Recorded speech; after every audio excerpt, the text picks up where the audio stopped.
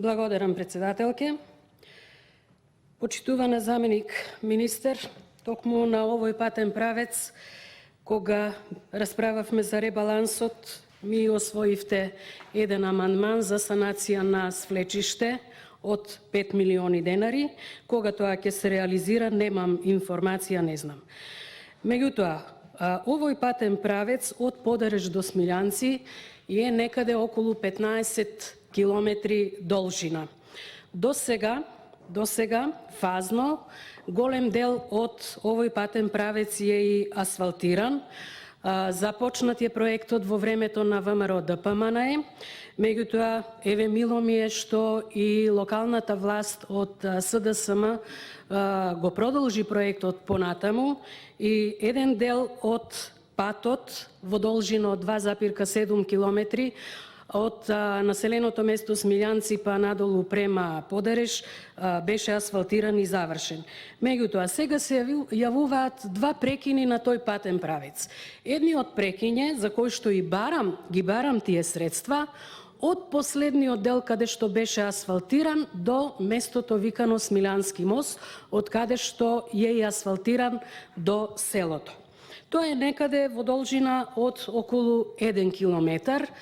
Делница која што е многу лоша, делница која што кога има обилни врнежи може да биде и однесена, патот многу лош и тешко прооден за мештаните, а и за сите граѓани кои што се иселени, но се враќаат према ова населено место, према своите имоти, а исто така овој патен правец го користат и луѓето од Малешевијата, поготово Владимирово, Спојмирово, Будинарци, па и другите населени места од Беровско.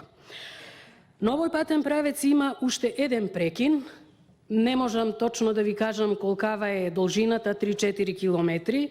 Тоа е изнад населеното место Подареш, па понагоре. Место каде што е планирано да се гради брана на река Плаваја. Меѓутоа, за жал, ниту оваа власт, а ниту претходната ВМРО ДПМНЕ не смогна сили да се отпочне барем со физибилити студија, каде што и ќе се направи една таква брана, бидејќи реката Плаваја никогаш не пресушува и со водата која што ќе се собира таму би можело да се наводнува и да се снабдува со водоснабдување, да се реши проблемот и во Радовиш и во населените места, и со вода за пиење, и со вода за наводнување, а исто така таа вода би можеле да ја користат и граѓаните на општината Василево. Па доколку јас би замолила и апелирам овие средства да бидат прифатени за тој прекин од околу 1 километар да бидат наменети, а локалната власт преку фондовите да ги искористи средствата за доизградба на тој поголем прекин изнад селото Подареш што е, бидејќи изградба на брана не во блиска иднина, туку и во подалечна иднина нема на повидок. И затоа би ве замолила да размислите и овој амандман да го прифатите. Исто така апелирам до парламентарното мнозинство, до колегите да гласаат за амандманот, бидејќи е навистина од значење за овој регион. Благодарам.